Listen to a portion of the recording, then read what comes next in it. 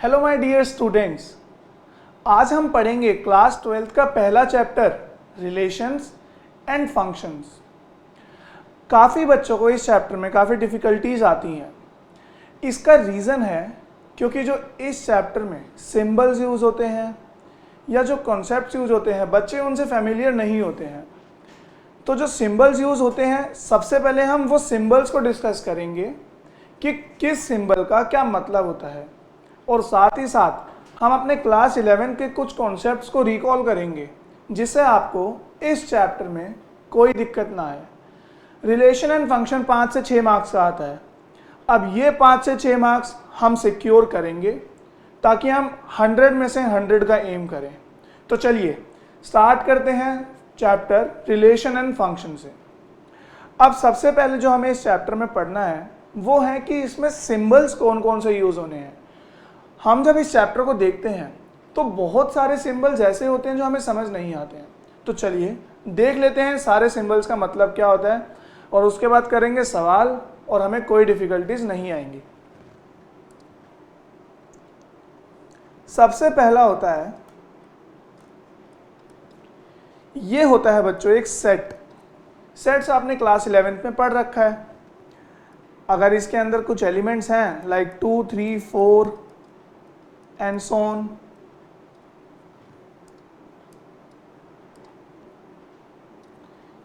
तो इनको हम कहते हैं एलिमेंट्स, और ये है मेरा एक सेट। फिर उसके बाद आता है यूनियन ऑपरेटर। यूनियन ऑपरेटर क्या होता है? A union B. अब ए यूनियन बी का मतलब क्या है? फॉर एग्जाम्पल, अगर ए है एक सेट 1, 2, बी है एक सेट 2, 3, 4। अगर मुझे ए यूनियन बी निकालना है तो वो होता है सारे एलिमेंट्स ऑफ ए, सारे एलिमेंट्स ऑफ बी, और जो कॉमन है उनको हम बस एक ही बार लिखेंगे ए यूनियन बी में। कैसे? 1, 2, 3, 4। तो ये होता है ए यूनियन बी। फिर नेक्स्ट आता है ए इंटरसेक्शन बी।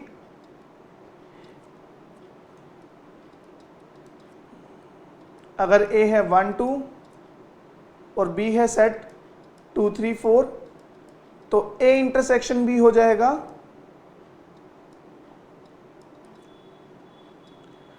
जो दोनों के अंदर कॉमन है। दोनों के अंदर कॉमन है 2, तो हो जाएगा 2।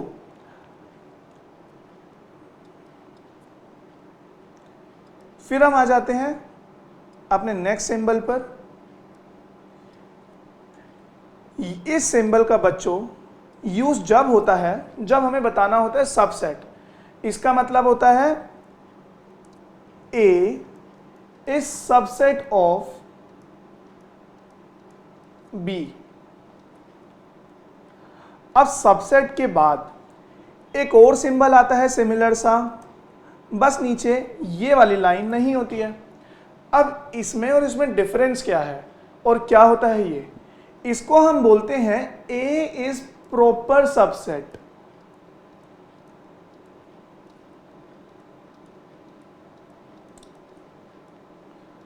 अब सबसेट और प्रॉपर सबसेट में क्या डिफरेंस है?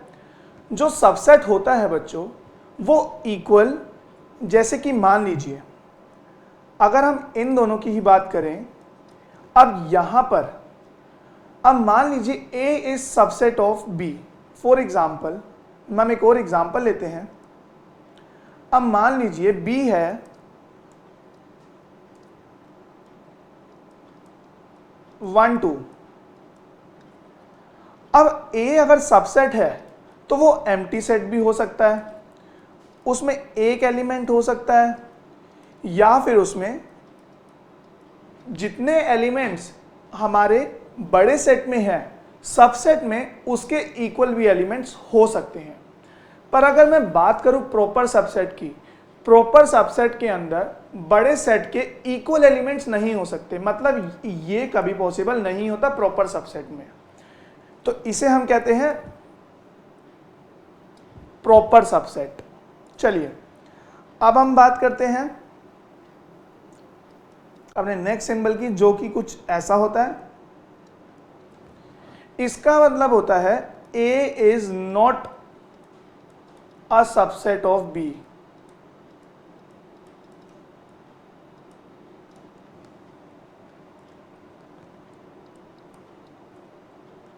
अब नेक्स्ट एलिमेंट आपने कई बार देखा होगा, कुछ इस तरह का सिंबल। अब इसे हम कहते हैं बिलोंग्स टू। मतलब अगर स्मॉल a हमारा कोई एलिमेंट है और जो कैपिटल है एक सेट है, तो इस बात का मतलब होता है कि जो एलिमेंट a है वो सेट a को बिलोंग करता है। वो a जो एलिमेंट है वो सेट a के, कैपिटल A के अंदर है। अगर मैं इसको बोलूं कैसे, small a is in capital A, तो मैं इस बात को ऐसे बोल सकता हूं। अब B इसका मतलब होता है बिलोंग्स टू, इसका मतलब होता है डजंट बिलोंग्स टू। तो B is not in A। जो एलिमेंट B है वो A को बिलोंग नहीं करता है। अब आपने काफी बार इस सिंबल को देखा होगा, इसको बोला जाता है एम्प्टी सेट।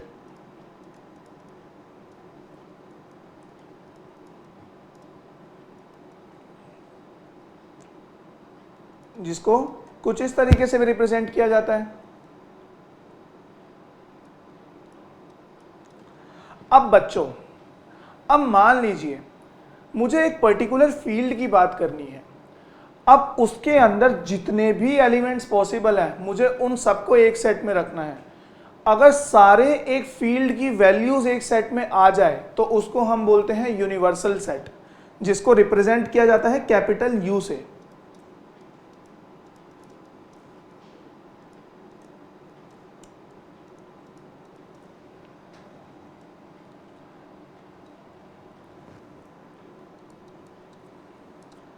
मान लीजिए A है हमारा सेट 1, B है सेट 2। अब आपने कहीं लिखा हुआ देखा A क्रॉस B, तो इस क्रॉस का मतलब क्या होता है? इसका मतलब जैसे डायरेक्ट, जैसे 2 इंटू 3, 2 क्रॉस 3 होता है 6। तो यहां पे इस क्रॉस का वो मतलब नहीं होता है। यहां पे इसका मतलब होता है कार्टेशियन प्रोडक्ट। अब कार्टेशियन प्रोडक्ट क्या होता है अभी हम ये डिटेल में डिस्कस करेंगे। अब हम आ जाते हैं नेक्स्ट पर, या तो ये सिंबल या ये सिंबल, इन दोनों का मतलब होता है सच दैट।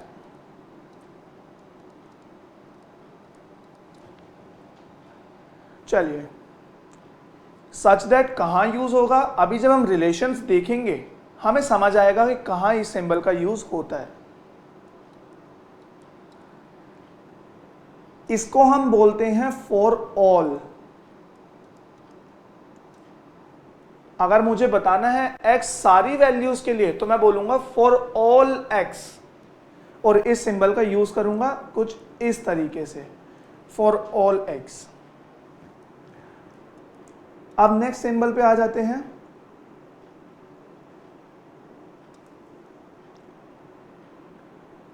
उल्टा ई। अब इस सिंबल का मतलब होता है देयर एग्जिस्ट। अब मैं इसको एक एग्जांपल के थ्रू समझूंगा। अगर मैं बोलूं there exist x such that, तो सच दैट के लिए मुझे पता है सिंबल होता है एक line, such that x square is greater than x. तो इसका मतलब क्या हुआ कि ऐसे x की वैल्यू एग्जिस्ट करती हैं जब एक्स स्क्वायर एक्स से बड़ा हो। तो आप कोई भी एक नेचुरल नंबर ले लीजिए 1 के अलावा, तो ये कंडीशन सेटिस्फाई होती है। तो इसका मतलब होता है देयर एग्जिस्ट। अब हम आ जाते हैं अपने नेक्स्ट सिंबल पर। ये तो आप सबको पता ही है, देयरफॉर।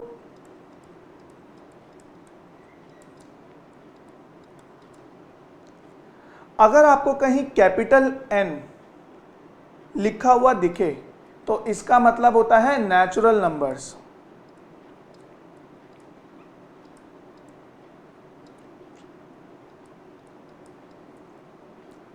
अगर Z लिखा हुआ दिखे तो इसका मतलब होता है इंटीजर्स। अगर कैपिटल Q लिखा हुआ दिखे तो इसका मतलब होता है रैशनल नंबर।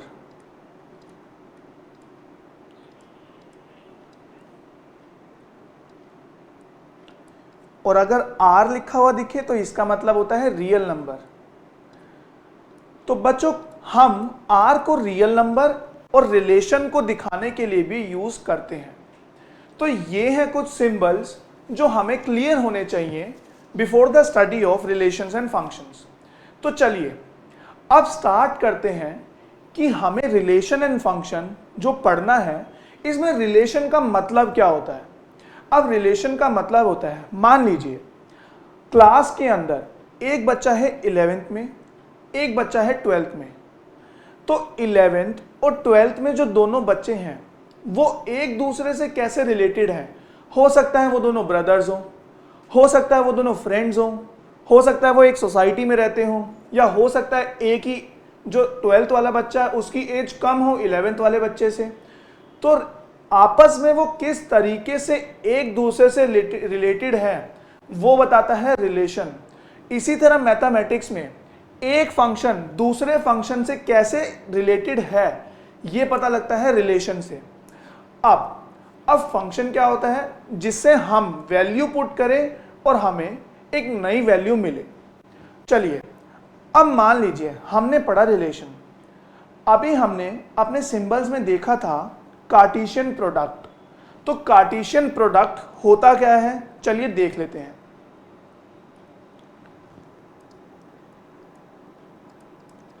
क्योंकि कार्टेशियन प्रोडक्ट को यूज करके हम रिलेशंस की आगे स्टडी करेंगे।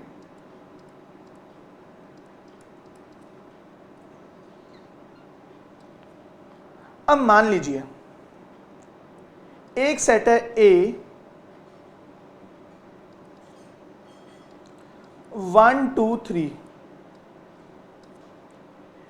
एक सेट है B 4 5 एंड 6। अब मुझे इन दोनों का कार्टेशियन प्रोडक्ट निकालना है। A cross B।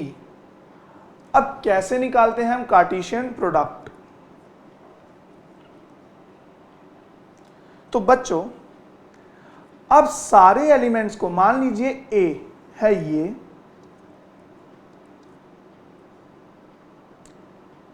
B है ये, तो A के अंदर है 1 2 3 4 5 6। अब हो सकता है हम कोई ऐसे फंक्शन का यूज करें जहां पे 1 डालें वहां से 4 आए, या हो सकता है यहां से 5 भी आ सकता है 1 से, या 6 भी हो सकता है। सिमिलरली 2 से 4 भी आ सकता है, 5 भी आ सकता है और 6 भी आ सकता है। और बिल्कुल सिमिलर वे में 3 से 4 भी आ सकता है, 5 भी आ सकता है और 6 भी आ सकता है। अब क्या वैल्यू डालने से क्या आंसर आ सकता है वो सब दिखाता है कार्टेशियन प्रोडक्ट।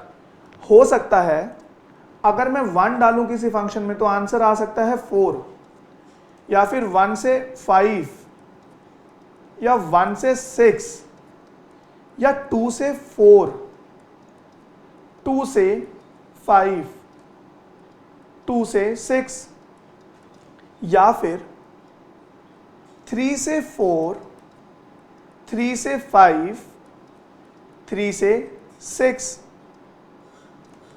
तो ये हुआ कार्टेशियन प्रोडक्ट। अगर मैं एक और छोटा सा एग्जांपल लूं, A है 1 2, B है 8 9, और मुझे इसका कार्टेशियन प्रोडक्ट निकालने को बोला गया, तो मैं सिंपली फटाफट निकालूंगा 1 8 1 9 2 8 2 9। अब ये हैं बच्चों कार्टेशियन प्रोडक्ट्स में पेयर्स। अब इन पेयर्स को हम बोलते हैं ऑर्डर्ड पेयर्स। अब इनको ऑर्डर्ड पेयर्स क्यों बोलते हैं?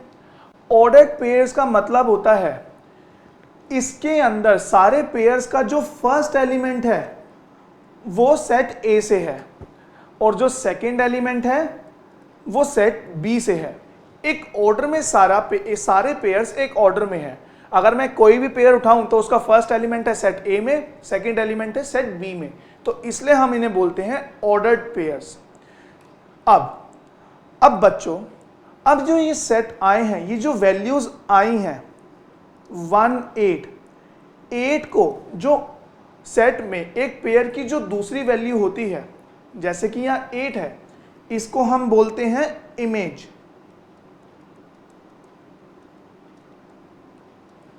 और इसको बोला जाता है फर्स्ट, एक पेयर के फर्स्ट एलिमेंट को बोला जाता है प्री इमेज।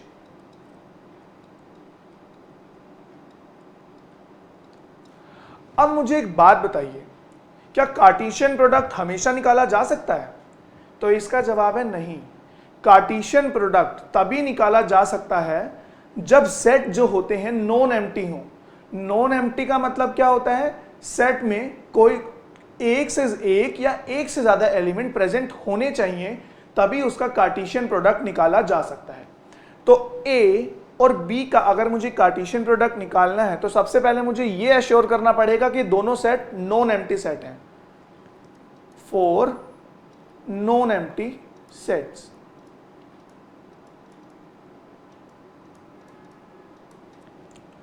अब बच्चों, हमने बात की कार्टेशियन प्रोडक्ट की। अब कार्टेशियन प्रोडक्ट से हमें, अब मान लीजिए एक सेट है A जिसके अंदर है n एलिमेंट्स, एक सेट है B जिसके अंदर है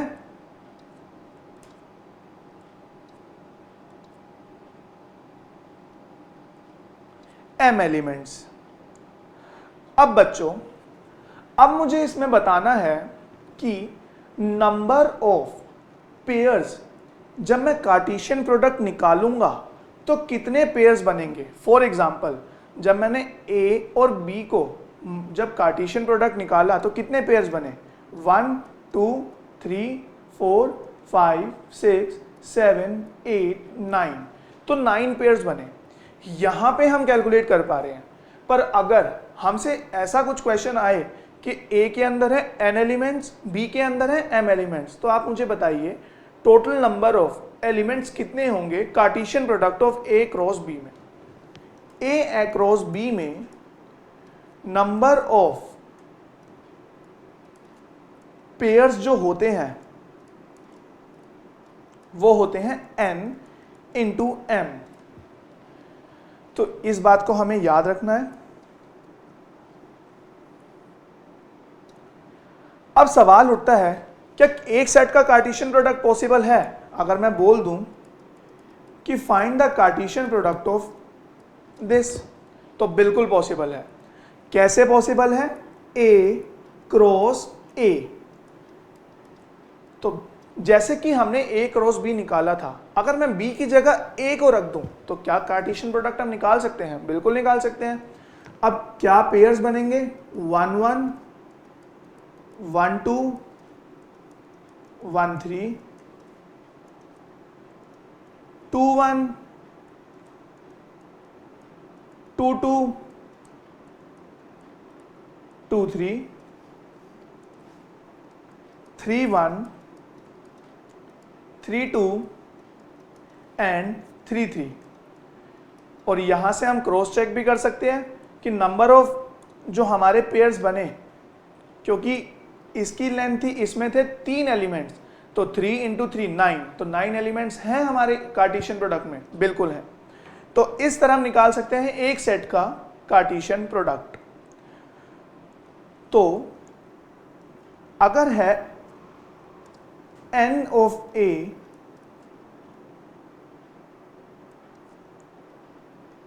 की value m, n of B की वैल्यू, इसको हम n लिख लेते हैं क्योंकि हमने ऊपर भी n लिखा है। तो नंबर ऑफ हो जाएंगे n इंटू m। चलिए अब हम बढ़ते हैं आगे। तो बच्चों कार्टेशियन प्रोडक्ट को स्टडी करने का मेन मोटिव क्या था?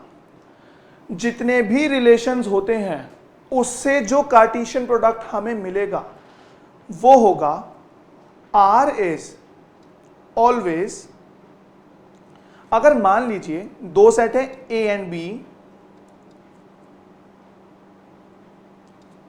सेट 1 सेट 2, तो जो रिलेशन वाला जो प्रोडक्ट हमें मिलेगा वो always R is subset of A cross B, मतलब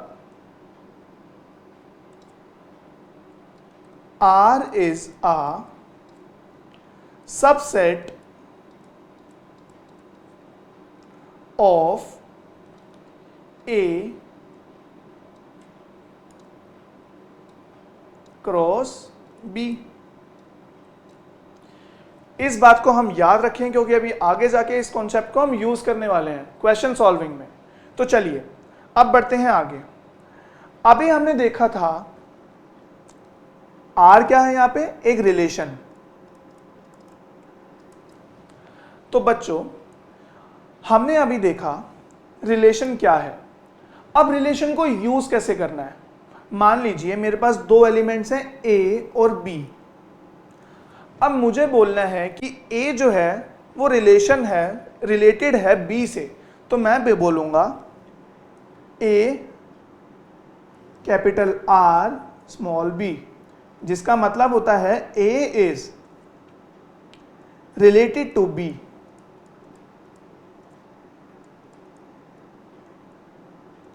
और अगर मैं लिखूं ऐसे तो इसका मतलब होता है A इज नॉट रिलेटेड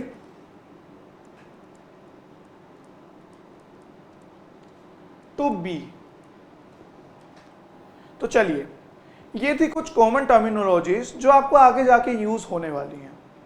अब मान लीजिए अब हम बात करते हैं रेंज, डोमेन और कोडोमेन की। क्या होता है रेंज, क्या होता है कोडोमेन और क्या होता है डोमेन? तो चलिए एक सेट, दो सेट लेते हैं। पहला सेट है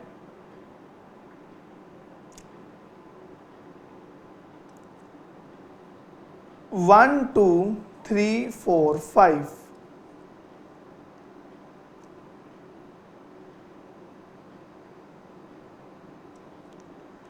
टू 4 6 8,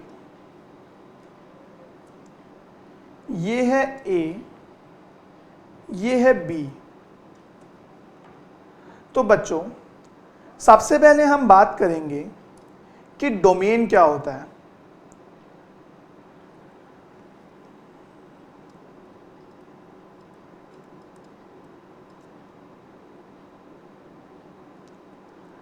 अब मान लीजिए हमने ऑर्डर्ड पेयर्स अभी हमने देखे थे, हमने अभी ऑर्डर्ड पेयर्स देखे, ये सारे ऑर्डर्ड पेयर्स हैं। तो बच्चों ऑर्डर्ड पेयर में अगर मैं A क्रॉस B निकालूं तो यहां पे आएगा, यहां पे हम नंबर ऑफ एलिमेंट्स कम कर देते हैं, तो 1 2 1 4 2 2 2 4 3 2 3 4।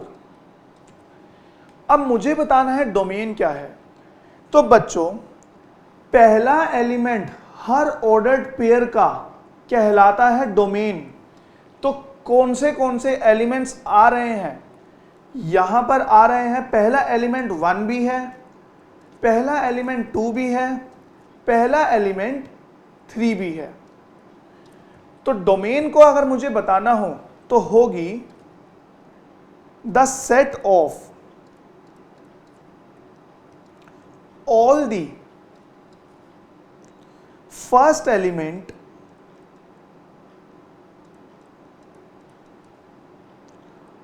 of the ordered pair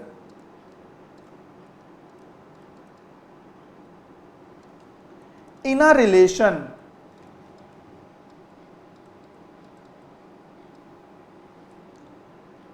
from set A to set B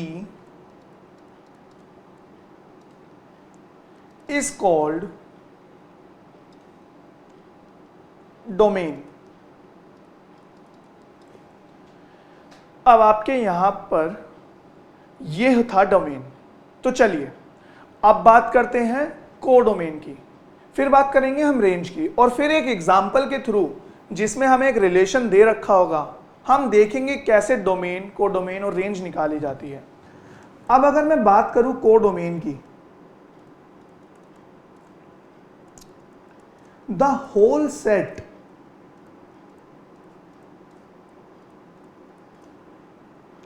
B is called codomain. अगर A है रिलेटेड टू B, मतलब एक फंक्शन में मैं A की वैल्यू डालता जाऊं और B आता जाए, तो जो सेट B होगा वो होगा कोडोमेन। कोडोमेन पूरा सेट जो B होगा उसे हम कहते हैं कोडोमेन। अब हम बात करते हैं रेंज की।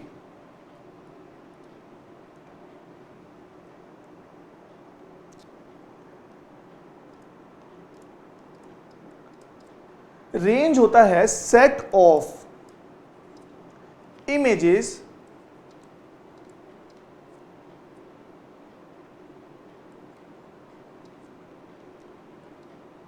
Is called range.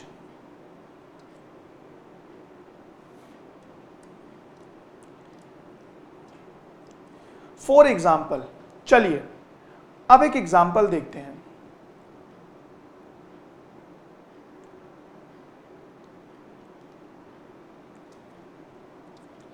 ये है सेट A, ये है set B।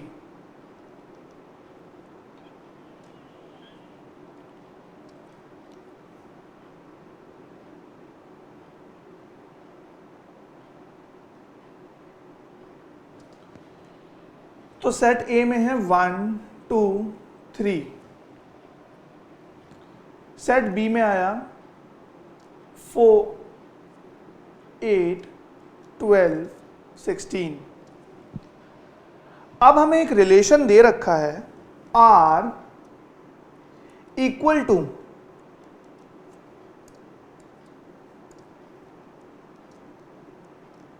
A, B such that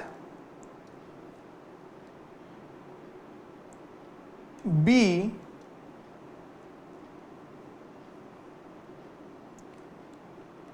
equal to 2A।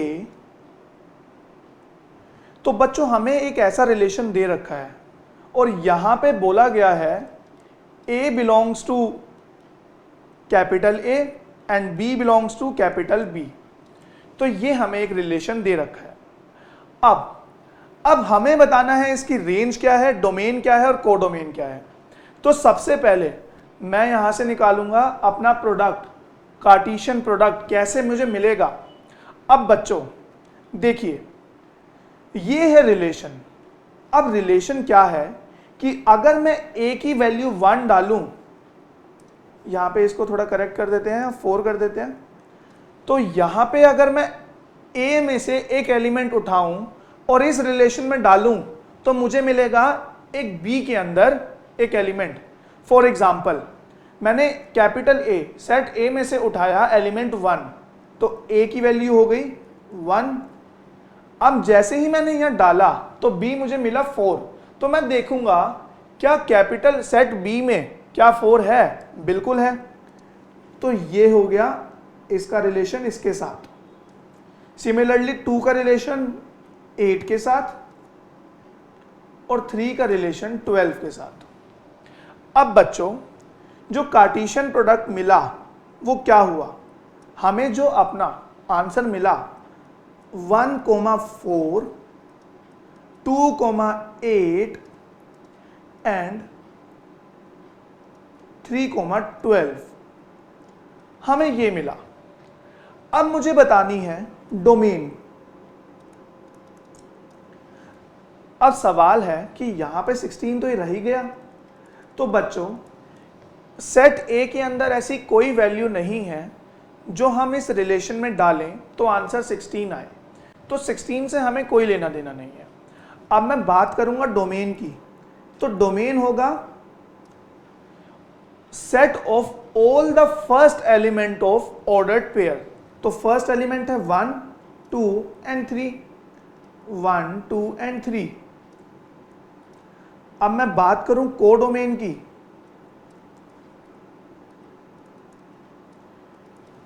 तो A जो है B से रिलेटेड है। A में से वैल्यू पिक करके हम एलिमेंट्स पिक करके जब रिलेशन में डालते हैं तो B की वैल्यू हमें मिल जाती है।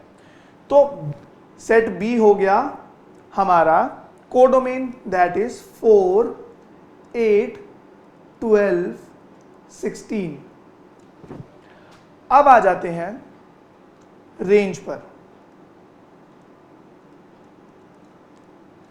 तो रेंज होता है सेकेंड मतलब set of all the images. In terms को हम बोलते थे इमेजेस। तो हमारी रेंज हो गई 4, 8 एंड 12। अब बच्चों यहां से हमें रेंज की एक और चीज समझ आ रही है। हम A में से वैल्यू डालें, उठाएं, पिक करें और रिलेशन में डालें फंक्शन के अंदर, और वहां से हम B से उसको रिलेट करें जैसे कि हम यहां कर रहे हैं, तो वो सारी वैल्यूज जो कि रिलेशन में है A के साथ B के अंदर, वो सारे elements of B which are related to the elements of A is range. जैसे कि ये तीनों एलिमेंट्स A के एलिमेंट्स के साथ रिलेशन में थे, तो ये हो गई रेंज। तो इस तरीके से होता है रेंज, कोडोमेन और डोमेन का कैसे निकालना होता है, इस तरीके से। तो चलिए अब हम बढ़ते हैं आगे। अब हम पढ़ेंगे, अब जो रिलेशंस होते हैं वो अलग अलग टाइप के होते हैं। टाइप मतलब चलिए देखते हैं different type of relation. Basically हमें जो क्लास 12th में जिस पे ध्यान देना है वो है इक्विवेलेंस रिलेशन। क्या होता है इक्विवेलेंस रिलेशन, अभी हम डिटेल में डिस्कस करेंगे। तो चलिए स्टडी करते हैं टाइप ऑफ रिलेशंस।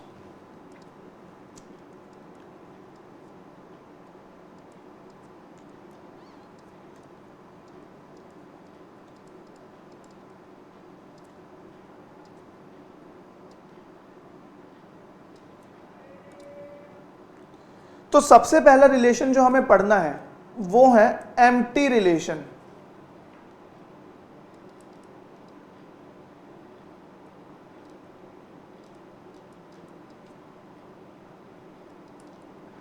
अब एम्प्टी रिलेशन क्या होता है,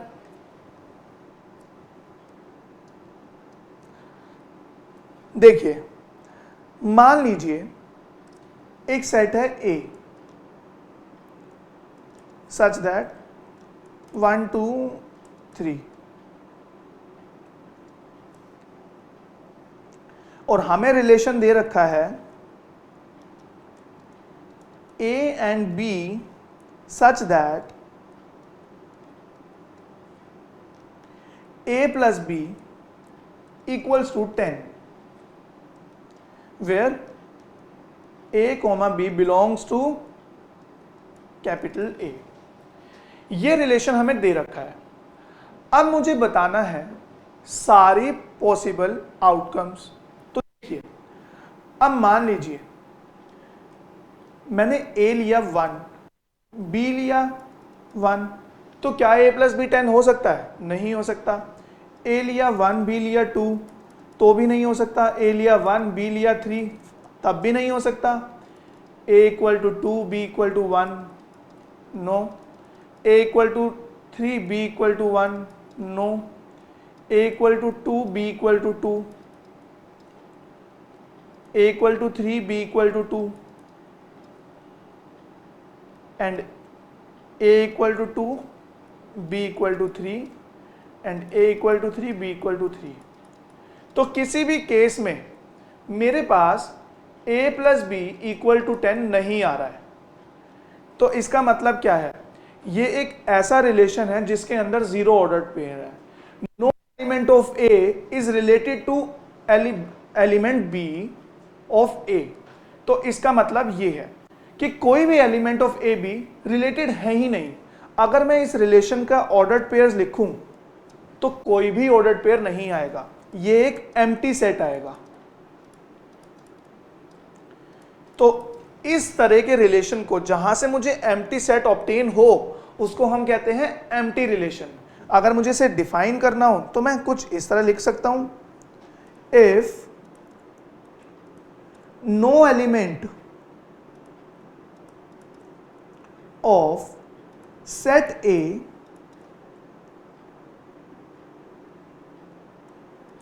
related to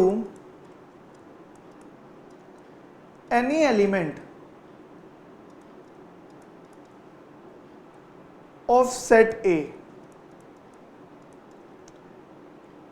that is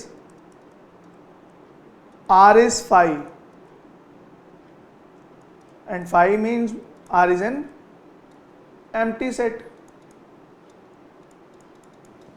तो ये था एम्प्टी रिलेशन। अब हम बात करते हैं अपने नेक्स्ट टाइप के रिलेशन की, जिसको हम बोलते हैं universal relation.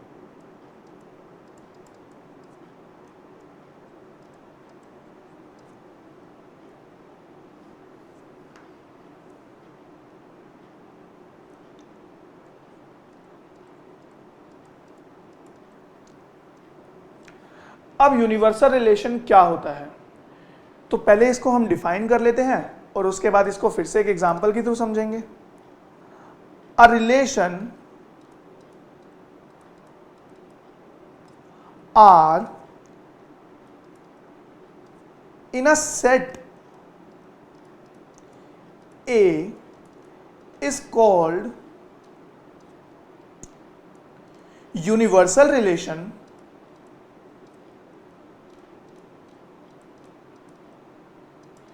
if each element of A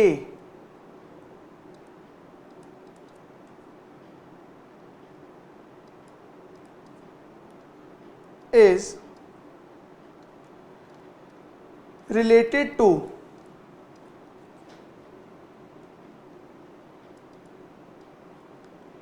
any element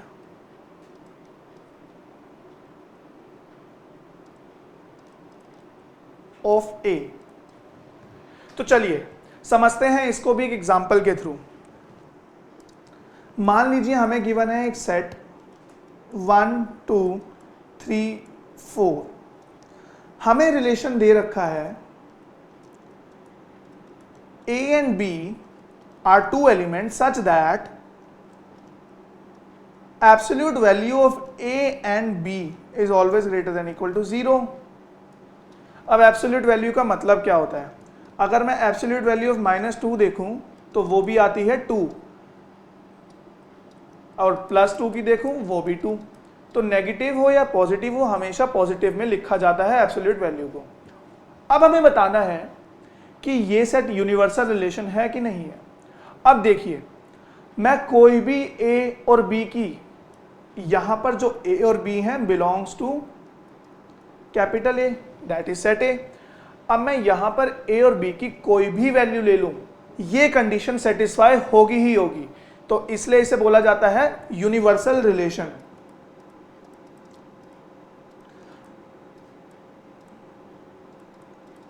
अब यहां से एक चीज जो हमें समझ आ रही है, क्योंकि सारी वैल्यू कोई भी मैं ए और बी की वैल्यू लूंगा तो सेटिस्फाई होगी, तो आर ऑलवेज इक्वल किसके होगा? R is always equal to the Cartesian product of A, क्योंकि ए की सारी वैल्यूज, मतलब पहले मैं कार्टेशियन प्रोडक्ट ऑफ ए निकालता हूं, तो ए क्रॉस ए आएगा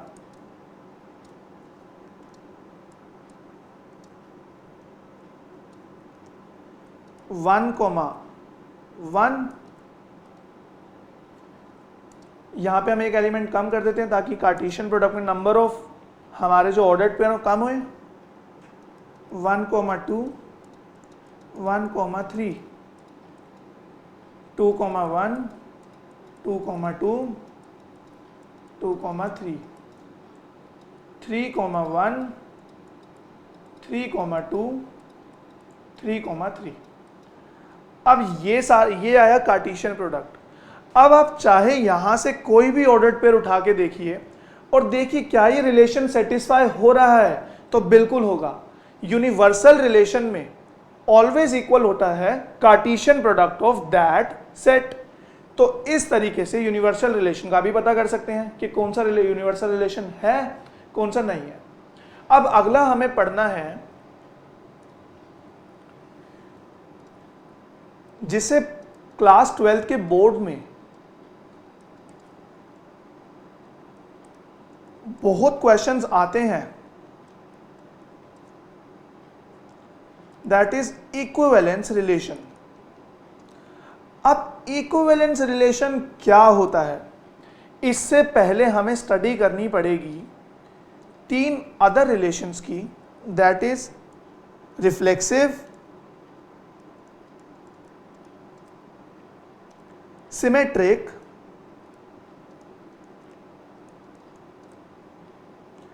ट्रांजिटिव। अगर इन तीनों की कंडीशन सेटिस्फाई होती है तब उस रिलेशन को हम बोलते हैं इक्विवेलेंस रिलेशन। अब इस इक्विवेलेंस रिलेशन को हम पढ़ेंगे अपनी नेक्स्ट वीडियो में, और इसी के साथ करेंगे कुछ इंपॉर्टेंट क्वेश्चन, कुछ प्रीवियस ईयर क्वेश्चंस जो कि इक्विवेलेंस रिलेशन पे आपके बोर्ड एग्जाम्स में आए हुए हैं। तो इस वीडियो में हम यहीं पर ख़त्म करेंगे। अगर आपको इस वीडियो से कोई भी डाउट हो तो आप हमसे क्लियर कर सकते हैं। Thank you so much.